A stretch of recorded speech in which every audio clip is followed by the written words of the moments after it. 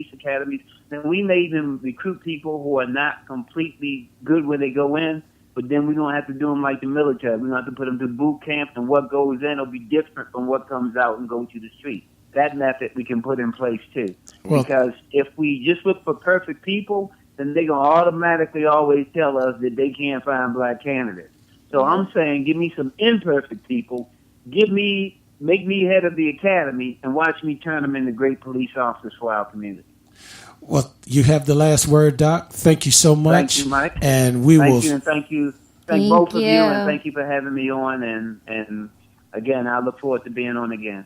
Awesome. Very good. And stay tuned, everyone. We'll be right back. You're listening to Straight No Chaser, the only show to quench your talk radio thirst. Some programs dilute the issues. We only serve the hard stuff.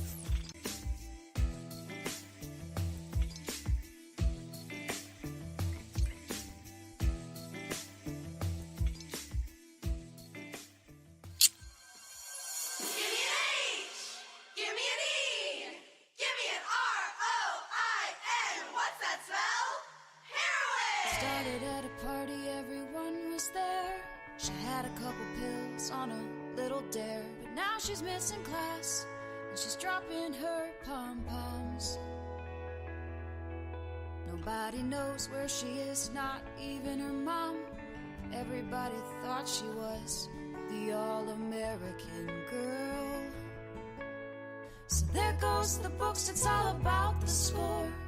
There goes the doggy, life is such a bore. There goes the family, she's got a new friend. There goes the looks, this is the end.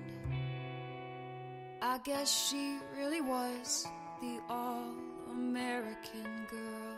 Pick up heroin and you'll throw away everything you love. Share your stories on Instagram with #heroin.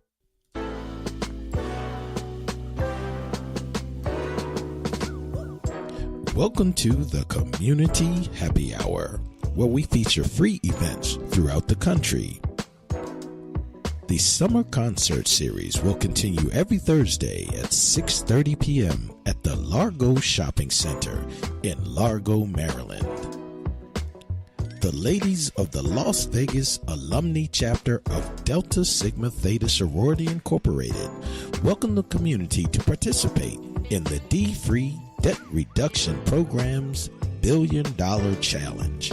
Go to www.billiondollarchallenge.com and register with the DST LVAC group as they attempt to reduce the debt plaguing the community. The Dam Jam at Lake Montebello will occur on Saturday, August 25th at 9 a.m. So come on out and join a fun day of music, food, and water history. The National Weather Association Foundation will be sponsoring the Weather Ready Fest 2018 on Saturday, August 25th at 9 a.m. at the St. Louis Science Center in St. Louis, Missouri. For more information, go to www.weatherreadyfest.com. And the gentlemen of Alpha Phi Alpha Fraternity Incorporated and the ladies of Zeta Phi Beta Sorority Incorporated will be sponsoring the Bowling for Babies event in conjunction with the March of Dimes on Saturday, September 1st at the Texas Station Casino at 3 p.m. in Las Vegas, Nevada. So come on, everyone, raise your glass and let's celebrate our wonderful communities.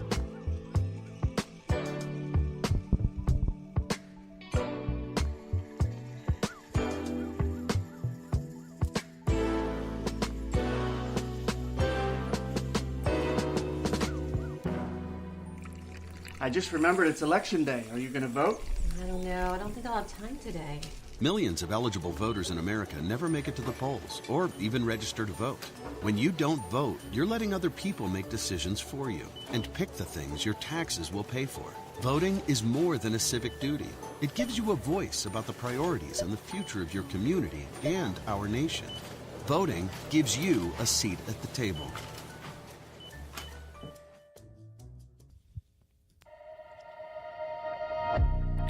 How do you like your issue served? It better be straight, no chaser.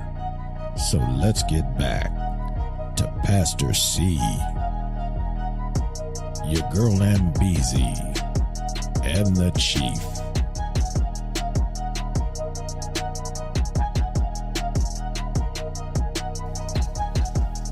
Hello. We are back from the break. Let's continue our discussion about the enemy within. What will it take to stop them?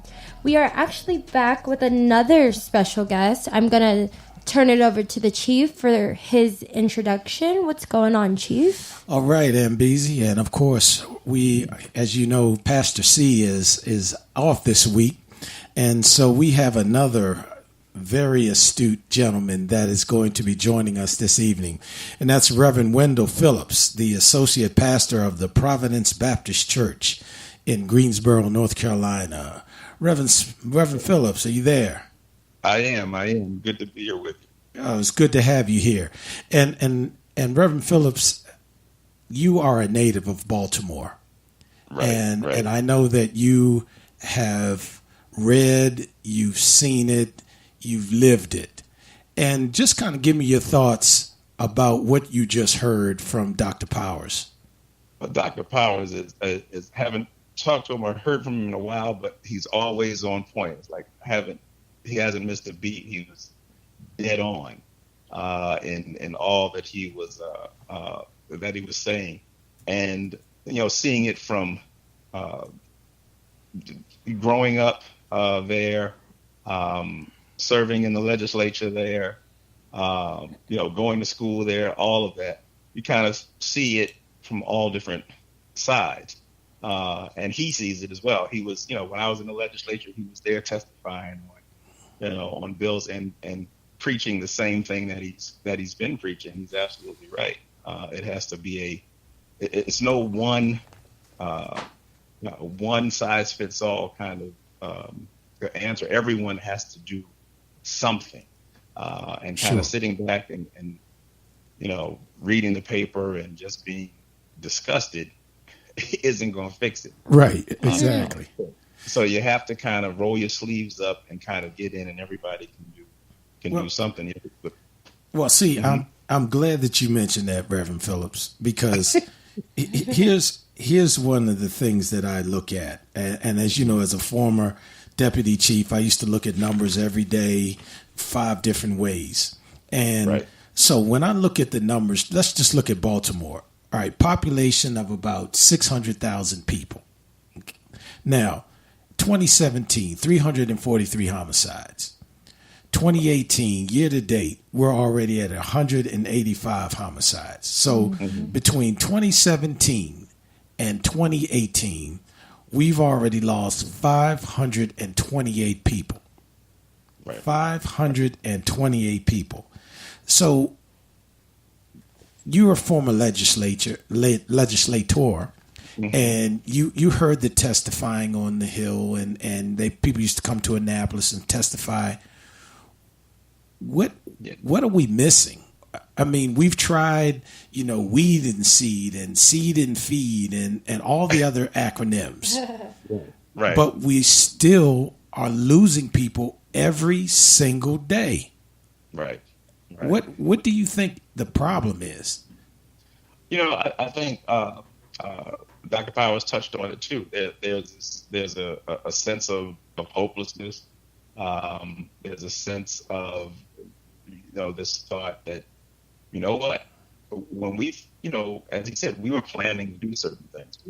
We had plans to get out of high school, go to college, get a job, get married, the whole nine, and just on and on down the line. But he's right. There are folks who, as they say, sometimes you've heard the saying, people can't see the forest for the trees. And then there's some folks who can't even see the tree for the bark, because they are so pressed up on it. I mean, everything is right there in their face.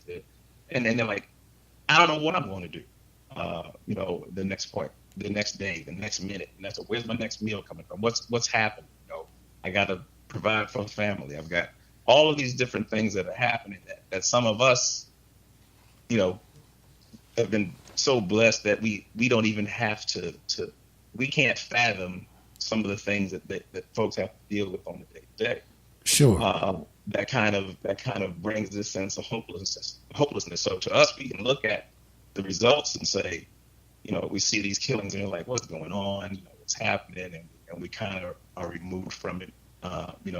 Sometimes the city planners make it easy for us to be removed from it because they put highways and beltways around the areas that, if you had to drive through it and see it, you might do something about it. Right. But if you can drive over it or drive around it and it doesn't impede your daily moving around and doesn't get into your agenda, then you can just dismiss it.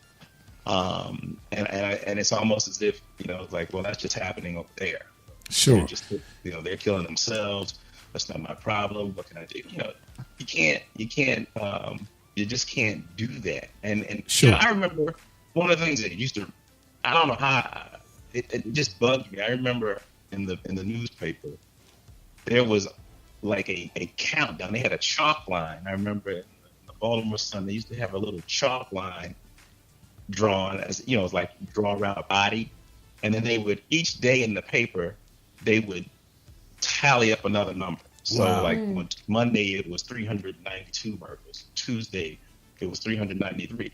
I mean, it was almost like they were looking at, I don't know, it almost seemed like a game. There's something game-ish to that. It just didn't, it almost made people like, let's see if we can, get a higher number. I mean, I don't know if people thought like that, but it's just the kind of things that subliminally play in the back of your mind. Not that, killers are running out reading newspapers and saying, let me see if I can get the next number. But there was something strange about that. And the story that he told, I'm jumping back now to Dr. Howard, the story that he told about, the former chief under O'Malley was so telling, that you really need to be able to, you got to have people who stand up and will call folks out. If they've got a policy that doesn't make any sense, then you need to be able, that's why you're there. And in some instances, you're in those positions so that you can save people from themselves sometimes. Sure.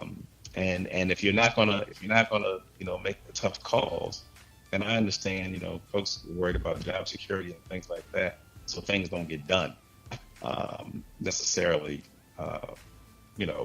in a way that we would hope that they would. But I think until those things happen in local communities, in the cities, statewide and across the nation, you won't have any changes until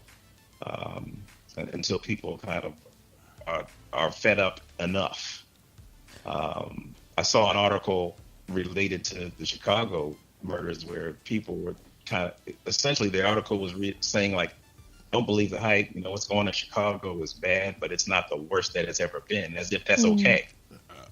I think, look, I see Ambezi chomping at the bits here. I think you spurned the question for her. Well, actually, because you're kind of touching on a question that I had, because, I feel like in Chicago, they are kind of, it seems like the press is reporting on the things going on, but at the same time, they're kind of trying to tell people, it's not as bad. It seems like they're trying to do something, whereas in Baltimore, I'm looking at an article right here where they're basically saying, we're shocked the State Department hasn't done a travel warning. It's going to descend into further chaos. They're predicting another year with homicides above 300. People, hundreds of thousands of residents have fled the region, sending the total population to a 100-year low.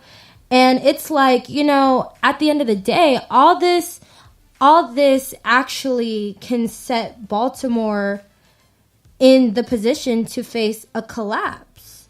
And it's a shame because Baltimore is a beautiful city with so much history.